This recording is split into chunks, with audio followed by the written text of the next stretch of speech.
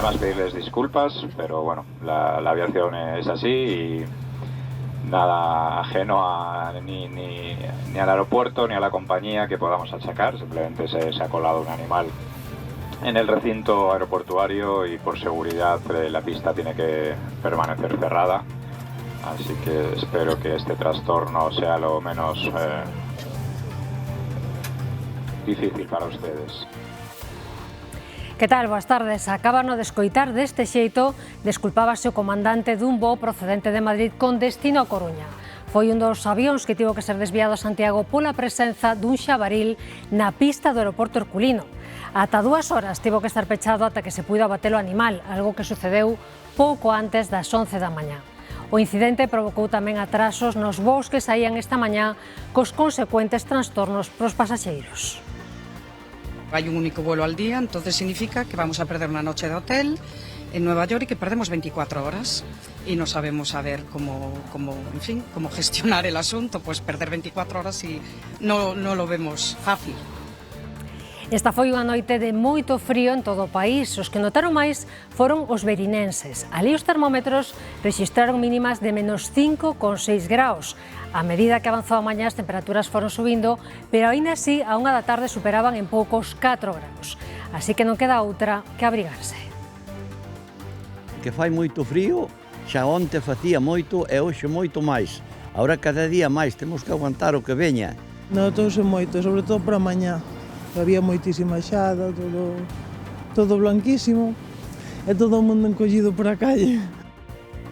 E hai alivio entre os praceiros de Ourense ao conxelar a xustiza o traslado da súa ubicación na Alameda ordeado polo Concello. O Goberno Municipal deralles de prazo ata o vindeiro 9 de xaneiro para abandonar a ubicación actual e volver o edificio da Praza de Abastos.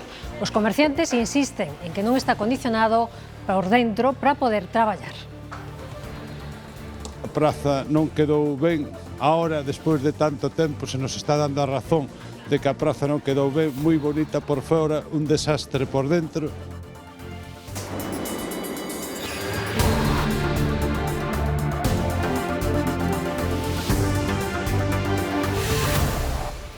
Comezamos este Galicia Noticias conectando en directo co aeroporto de Alvedro. Esta mañá, como xa lles contamos, 2 voos tiveron que desviarse a Santiago.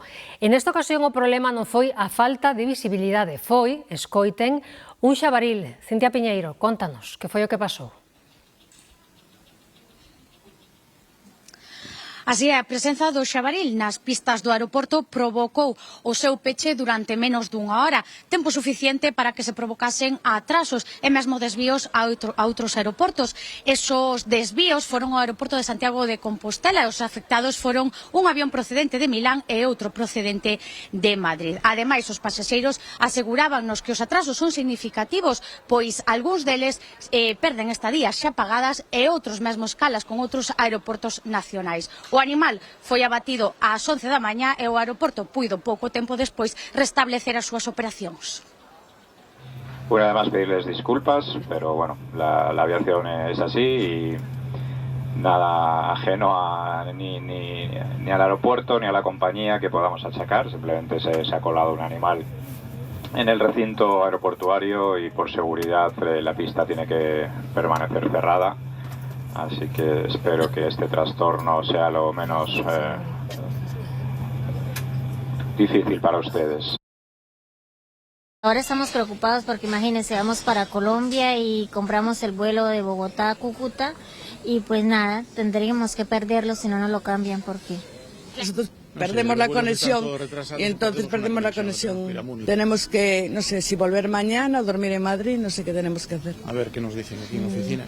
Hay un único vuelo al día, entonces significa que vamos a perder una noche de hotel en Nueva York y que perdemos 24 horas y no sabemos cómo gestionar el asunto, pues perder 24 horas y no lo vemos fácil. Ellos empiezan las vacaciones, nosotros volvemos ya de vacaciones, con lo cual tampoco es que supone no llegar a las 5 de la tarde, llegar a las 11 de la noche, bueno, pero tampoco es, pero la gente que empieza las vacaciones es un problema gordo. É que cada vez é máis frecuente que os xabarils se cheguen a zonas habitadas. Pasou en Sárdoma, en Vigo, onde un porco bravo matou o can dunha familia da parroquia. A veciñanza pide medidas para evitar que algo así volva a pasar. Paseo do Lagares, Vigo, o pé do Sinal van a aparecer uns xabarís. Os veciños desta zona, Sardoma, levan meses vendo estes animais. Un deles matou o can dunha familia. A las 5:30 de la tarde, antes de ayer, pues saqué a los perros aquí enfrente y nada, de repente aparecieron unos jabalíes, atacaron al perro, lo mataron, intenté llegar a junto de ellos y vinieron a por mí. Foi diante da súa propia casa. Santi non puido facer nada. Tuve que salir corriendo, luego vino mi vecino, entró conmigo y al final salimos los dos corriendo de ahí. Y nada, hasta que marcharon y llegué allí, estaba el perro ya reventado. Que vengan los arqueros o que venga alguien y que nos quiten todo esto de aquí, porque por el paseo de Lagares, nosotros cuando venimos con las mascotiñas, con los perros, es un peligro, los vemos de seguido. Por aquí están de seguido. Por aquí, por lo paseo mismamente, o ahí arriba en la iglesia. Na iglesia tamén, sí, se ve moi habitualmente. Andan si alá arriba naquela finca onde están os cabalos, porque está todo minado, entonces sí sei que andan por ali. Por aquí nunca los vi, pero sí que es un peligro para cuando vamos con la bicicleta, que puedas chocar con alguno, claro. Sí que os viu Carla varias veces. Ela é a que gravou estas imaxes e a leira dos seus veciños. Eu os gravei ás 6 da tarde, ás 9 da noite, ás 3 da madrugada. Hubo cun neno pequeno de 4 anos, vivo en Callesón, como vedes, que non teñen saída. Xa os vi sair daqui, e o medo que temos é eso, xa, se meten na casa da miña vecina, eu cando saio con neno teño que facer ruido por si están por aquí, para que non anden, porque andan cos sabatos. Como noutros lugares de Galicia, en Vigo estánse volvendo frecuentes os encontros cos xabarís, tamén en zonas urbanas. Máis cousas. En Padrón, varios condutores presentaron denuncias despois de que os seus vehículos apareceran coas rodas pinchadas en distintos lugares do concello. A Garda Civil está a investigar os feitos que non se limitan ao concello de Padrón, xa que se produciron casos semellantes en municipios próximos, como Pontecesures e Valga. Segundo informou a Policía Local de Padrón, xa son 7 as denuncias presentadas por estragos en vehículos que apareceron coas rodas picadas. Lévanse producindo desde hai meses en distintos puntos do concello. O propietario desta cafetería, situada detrás do campo de fútbol, pincharonlle as 4 rodas do seu coche. Así o conta este veciño da mesma rúa, quen tamén lle apareceu o seu coche coas rodas estragadas. Porque eu saco de noite xa pinchado ás 2 da mañá, ou non sei a que hora. Pero eu salía desta porta para fora e vino enfrente que estaba cas 4 rodas pinchadas, claro. Estuve pinchado, pero non sei se me pincharon ou se pinchou. Pero, bueno, fai pouco tempo que lle cambiei as rodas porque non tiñan para emparchar. Feitos semellantes producíronse noutros lugares de Padrón, como a Praza da Leña ou o Campo da Barca. E hai unha persona que lle aparecen tamén as 4 rodas pinchadas. Hai moita xente que lle aparece, sí. Noutros 2 concellos dos arredores de Padrón, en Pontecesures e en Valga, tamén apareceron coches coas rodas picadas. A Garda Civil segue investigando para dar cos responsables destes estragos, que, segundo a Policía Local de Padrón, véñense producindo desde o mes de setembro. E tamén buscan o responsable de provocar danos en varios coches en Narón e en Ferrol. Lanzárolles bloques de formigón, van ver a imaxe, pero xa se poden facer unha idea da estampa. Tiran a pedra e esconden a man. El mío fue el que peor estaba realmente, porque el mío fue el que lo tiraron desde el puente, ya no solo cayó en el cristal como tal, sino que tamén cayó en el techo. Cando baixei a segunda planta, o meu estaba no sitio do Toyota e enfrente había un 206 color así violeta, cun bloque de hormigón clavado no limpio parabrisas, na luna de diante. 2 na mesma noite en Narón, non moi lonxe un do outro, e días despois un terceiro en Ferrol, na zona de Serantes, todos seguindo un mesmo patrón. O ladrillo pesa, pero onde o lanzas? Desde ali? Pero iso é de noite. Desde aquí lle tiraron hormigón. Eran os hormigóns que tes das vallas das obras, que clavas a valla. Me imagino que collerían de algunha obra ou de algo, cargarían no maleteiro e irían facendo a gracia por aí. Unha broma con pouca graza e que costa cartos. Lo único que me cubre es lo que es el cristal. Pero lo que es el techo, eso lo tengo que pagar yo de mi bolsillo y ya me dijeron que no es barato. Un ataque intencionado e ao azar. De feito, o coche de Paolo estaba ali por casualidade, por facerlle un favor a un amigo. Estaba de paso e, claro, tocoulle a él porque estaba coidando o meu can e tocoulle. Por ejemplo, el primer coche, que era un coche de alquiler, si no me equivoco, que fue el que estaba cerca de donde estaba yo, fue en un aparcamiento que tenía muchos más coches, me refiero, fue al azar. Piden colaboración cidadá para dar corresponsable ou corresponsables. E a Garda Civil destapou o engano dun condutor e unha cómplice que tentaron atribuir un accidente á persoa que non conducía. O verdadeiro condutor non tiña puntos no carné e duplicaba a taxa de alcohol permitida. Sucedeu no Concello de Teo. Os implicados tentaron ocultar a identidade do piloto para eludir a xustiza e estafar a súa compañía de seguros. O turismo e o habitáculo do condutor quedou completamente esmagado. No lugar dos feitos declararon que a condutora era unha muller que non presentaba ningunha soa rabuñadura. Os veciños de San Paio, no Concello coruñés de Bergondo, reclaman melloras de seguridade viaria na estrada provincial que pasa por diante das súas casas. Levan 20 anos denunciando os continuos accidentes nesta vía. O último, onte mesmo, un tráiler emborcou o carón dunha vivenda. Este de San Paio é un dos puntos negros da rede viaria do Concello de Bergondo. O último accidente ocorreu esta mesma semana cando un tráiler emborcou a carón dunha vivenda, afortunadamente, sen causar danos persoais. Cuando subía por aquí, veía bajar un autocar por aquí, se tiraba él hacia la derecha para abrir un poco el espacio y dejarle pasar, se metió a la mano derecha en la cuneta ahí, y con el movimiento de la carga el camión se deslizó hacia la derecha y ahí se empotró ahí dentro, abajo. Os veciños levan anos reclamando melloras na seguridade viaria. Hai zonas nas que os vehículos teñen que invadir o carril contrario para esquivar os peóns. Por aí non subo andando ni de broma, ya hubo accidentes, ya murió gente, yo por ahí no subo andando. Entonces yo, para subir por ejemplo al pueblo, tengo que subir sí o sí en el coche. Simplemente voy al médico a la brea, no es cuestión de decir vas de paseo, voy al médico a la brea y me tuve que tirar contra una coneta, la tajea que hay allí, me tuve que meter allí, porque es que si no iba para la residencia.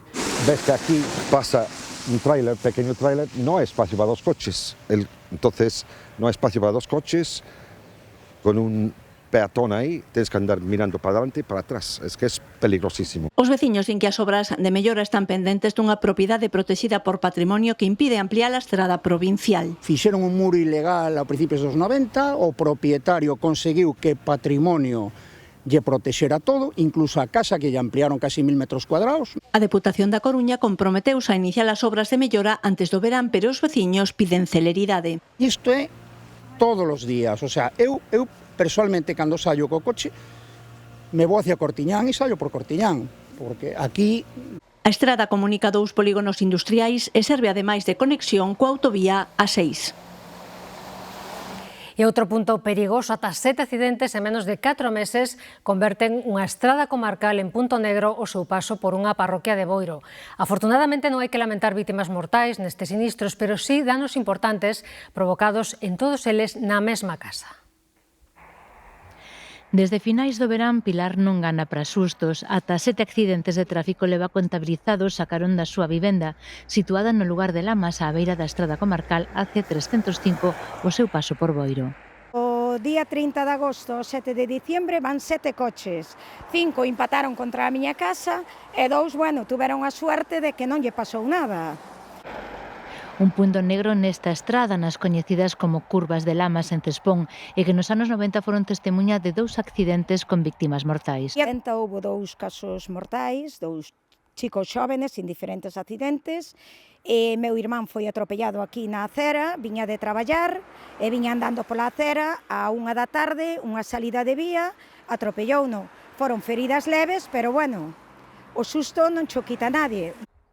Houbo un tempo en que a situación mellorou ao botar unha capa de asfalto rugoso que evitou durante anos máis sinistros, pero agora mesmo volve precisar dese mantemento.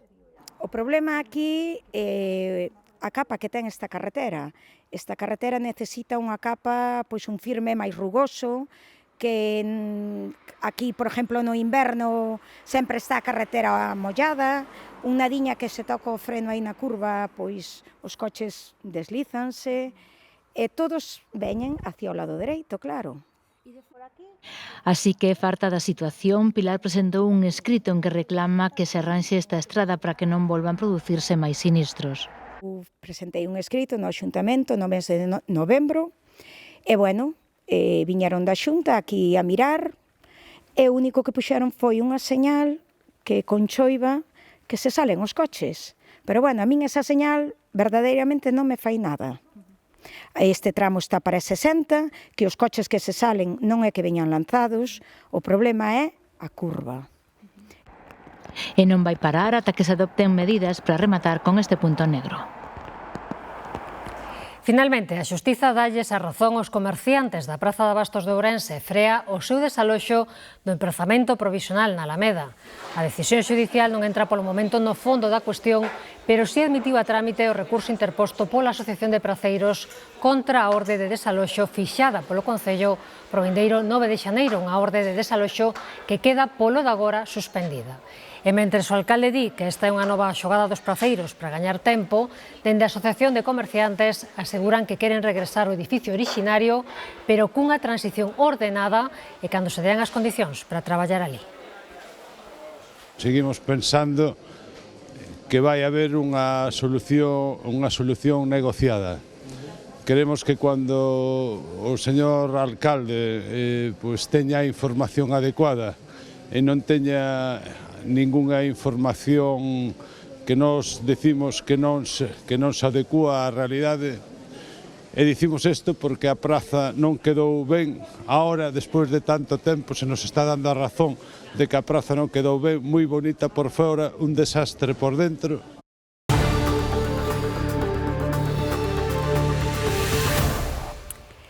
Esta foi unha noite de moito frío. Boa parte de Galicia rexistrou temperaturas baixo cero ou roldando os 0 graus. Esta é a imaxe que se podía ver a primeira hora da mañá en Arzúa, onde os termómetros chegaron a marcar menos 3 graus, un dos rexistros máis baixos da provincia da Coruña. A temperatura foi subindo conforme avanzaba a mañá, pero aínda así, ás 12 do mediodía non superaba os 2,5 graus. Moito frío tamén na provincia de Lugo. Portomarín e Sarria foron dos puntos máis fríos do país, con rexistros de menos 5,1 e menos 5,3 respectivamente. O frío volveu ser protagonista esta noite tamén en Ourense, cunha forte baixada de temperaturas que deixou rexistros moi baixos en varios puntos da provincia, especialmente nas zonas do interior. Verín rexistrou a mínima da comunidade, con menos 5,6 graus. Noutras zonas do interior de Lugo, como lles dicíamos, como Sarria e Portomarín, as temperaturas tamén foron moi baixas. Nos próximos días manterase o tempo anticiclónico con noites moi frías, pero con máximas máis agradables durante o día, especialmente nas Rías Baixas. Xa onte facía moito e hoxe moito máis. Agora cada día máis temos que aguantar o que veña, porque non hai outra. Pois hai que moverse, que senón quedase un aterido de todo. Non ten casa e, bueno, senón quedar a tomar algo nos bares, porque outra cousa tampouco podes facer. O caldiño da abuela, o pijama por dentro. Moi bo porque se non for este frío e estas xeadas, pois moitos insectos, moitas cousas malas que nos fastidian, pois isto pois non desaparece, claro, é normal. E con estas temperaturas, un dos puntos que está a recibir máis visitas é a estación de Manzaneda, que abre así 11 pistas. Alejandro Álvarez. Sí, está sendo unha xornada de moita afluencia de xente aquí nesta estación de esquí de Cabeza de Manzaneda. Hoxe hai abertas, como ti ben indicabas, Chus, 11 pistas, que son alrededor de 7 kilómetros esquiables. Tamén están a funcionar 4 remontes e hai un espesor de entre 5 e 20 centímetros. Iso para os máis profesionais, pero como podedes comprobar tras de min, hoxe tamén foron moitas as familias as que se achegaron ata aquí, preparadas coas súas zorras para deslizarse ladeira abaixo. Moitas persoas chegadas dende diferentes puntos de Galicia, tamén chegadas dende o país veciño, dende Portugal. O certo é que estamos tendo unha xornada moi solleira aquí en Cabeza de Manzaneda. Iso si vai un pouco de frío, 3-4 graus, pero iso non é un impedimento para gozar dunha xornada de sábado aquí na neve. Grazas, Alejandro. Tamén o interior da provincia de Pontevedra quedou unha noite xélida con valores por debaixo dos 0 graus en distintas zonas, especialmente nos vales. É o caso de Pontareas, onde o termómetro acadou unha mínima de 2,3 graus negativos. Moito frío que se mantivo durante boa parte da mañá a causa dunha néboa que se formou sobre o río Tea e que aínda tardou en levantar. Na Louriña, o termómetro roldou os 2 graus baixo cero. A xeada cubriu esta mañá os campos, mentres na montaña foi desaparecendo a neve que callou na xornada donte, incluso por riba dos 500 metros, pero hoxe apenas quedan testemunhas. No, aquí o problema é a niebla. Hai moita niebla, claro, sempre está fresco, sempre O sol hasta un ou así non aparece. Pero hoxe é a noite máis fría, sí, eu creo que sí. Viñamos a disfrutar da neve, pero bueno, chegamos tarde. Pouco durou. Onte había e hoxe xa, pois nada. Había que aproveitar, pero bueno, ainda así frío fai, que teño a punta da nariz congelada. Moito frío, pero bueno, é o que hai, é o que toca agora. Pasad unhas felices festas. Cambiamos de asunto. O sector das discotecas calcula que se van celebrar ata 250 festas de fin de ano ilegais en Galicia. Os empresarios reclaman que os concellos actúen para impedir unhas reunións que poden chegar a ser perigosas. Que nada estrague a festa. Os empresarios din que as celebracións ilegais van a menos, pero este fin de ano esperan ata 250 en Galicia. Después del COVID, pues hubo un desenfreno total porque la gente pues tenía alegría, quería recuperar el tiempo perdido, el no poder salir con limitaciones ahí durante 2 años, por lo menos hubo limitaciones muy drásticas, se cancelaron. Entonces, después hubo pues una avalancha de fiestas ilegales, hubo ahí, y afortunadamente ese efecto entiendo que ya se ha disipado. A maioría das queixas son por locais que non cumpren todas as condicións. Logo pode haber sustos, como aquela avalancha en Lugo. Pero tamén se denuncian festas completamente ilegais. En Baixos, por exemplo. A sorpresa é que hoxe non atopamos quen vaya a ningunha. Non, este ano non ímos a ir, eu creo que ninguna das dúas. Non, este ano quedamos na casa a cena coa familia. Non, eu non facía antes, pero agora xa... Eu non merco entrada para ningún lado. Yo en casa, tranquila con a familia. Eu non sei, estarei un pouco na casa e probablemente baixarei ao centro a colexiata. Coa miña familia xogamos a xogos de mesa, que nos encanta. Tomamos as uvas, seguimos xogando a xogos de mesa. Hai moitísima xente, gastanse bastantes cartos solo ese día. Os prezos varían moito, dende 30 euros por unha noite de copas a 400 con cea, uvas e barra libre nun restaurante de alto nivel. Nos últimos anos están asentándose no rural outras confesións distintas á católica. Isto é debido á inmigración de comunidades musulmás e ao retorno de migrantes da América Latina, principalmente evanxelistas. Cando abriu en Ourense esta mezquita, hai 15 anos, viñan rezar cada venres 3 dúcias de fieis. Hoxe superan os 140.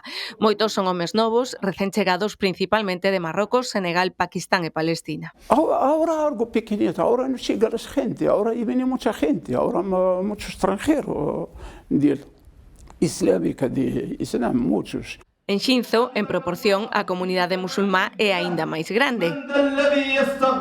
Teñen 2 mezquitas, unha para mulleres. Na capital limia, ademais de 2 igrexas católicas, teñen tamén 2 centros evanxelistas. Tamén en Celanova, onde a chegada de migrantes retornados disparou os seguidores. A primeira familia da igrexa Gran Rey foi esta venezolana. Fue creciendo a raíz de toda esta emigración que de los diferentes, especialmente de Venezuela, de la situación que está ahorita en Venezuela, y de otros países también, porque hay muchos colombianos, muchos brasileiros, cubanos, ahora está viniendo. Os martes en Celanova teñen estudos bíblicos e os venres actividades coa xente nova. Os domingos é a asamblea. Somos sobre 50, 48, 50, aquí en Celanova. En Orense tenemos la iglesia principal, es como la ANAI. Ahí ya son 200 y pico. O número de centros evangélicos registrados en Galicia rolda os 280. A provincia de Lugo consolídase como punto turístico. No que vai de ano, rexistrou máis de 800.000 viaxeiros e a que máis medra de Galicia, segundo o INE, cunha suba de case o 3% respecto ao ano pasado. Razóns para visitar Lugo non faltan. En pleno Nadal, xuntarse coa familia é o típico, pero ao longo de todo o ano, os viaxeiros que visitaron a provincia incrementáronse por encima da media de Galicia. E que como satisfai moitas persoas que ven, a xente gusta a cidade, entón propágase tanto a nivel virtual como a nivel real, digamos. Persoas recomendan ya a amigos, a familiares, nas redes comparten fotos, vídeos. Sempre creo que Lugo, con todo este mundo novo das novas tecnoloxías, veulle moi ben para darse a coñecer ao mundo. Os atractivos que teñen agora mismo máis publicidade que antes, pois por exemplo a Ribeira Sacra, a Praia das Catedrais, o sea, son lugares puntuais, a Muralla de Lugo, evidentemente, son lugares puntuais que reciben máis publicidade e por iso pois atraiga máis xente, lóxicamente. Se preguntamos na rúa, atractivos non lle faltan á provincia. O tema da muralla e demais tamén atrae turismo. El casco histórico, mucho. Es muy bonito. Os Caños do Sil, tamén. Para mí es más bonito de Galicia. Venimos todos los años y se nota, de los últimos 3-4 años, se nota mucho que está lleno de gente. Ata novembro foron 830.000 os viaxeiros que se achegaron a Lugo. Lugo sempre foi maravilloso, o problema é que non era coñecido. O sea, nós que temos un problema de promoción, non de vantaxes. Nós non temos nada que envidiarlle a moitas cidades que son referentes turísticos. Tamén aumentaron as pernotacións. No mesmo período houbo máis de 1.300.000. No que vai de ano, os viaxeiros con destino a Lugo medraron un 3% respecto ao 2024.